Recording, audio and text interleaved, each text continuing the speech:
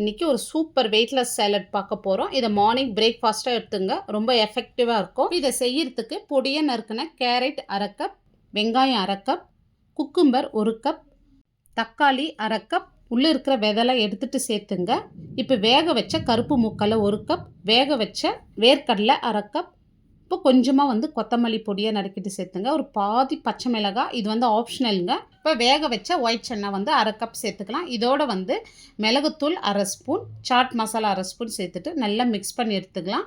இப்போ இதை நல்லா மிக்ஸ் பண்ணிவிட்டு வேறொரு பவுலில் 2 கப் அளவு தயிர் சேர்த்துக்கலாம். இப்போ இதுக்கு தேவையான அளவு உப்பு சேர்த்துட்டு நல்லா பீட் பண்ணி எடுத்துக்கலாம். இப்போ இதை கட்டி இல்லாத நல்லா மிக்ஸ் பண்ணி எடுத்துக்கலாம்.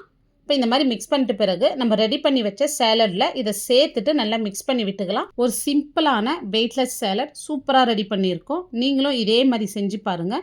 இதை மார்னிங் பிரேக்ஃபாஸ்ட்டாக எடுத்துங்க. இந்த வீடியோ பிடிச்சிருந்தால் லைக் பண்ணிவிட்டு நம்ம சேனலை சப்ஸ்கிரைப் பண்ணிடுங்க.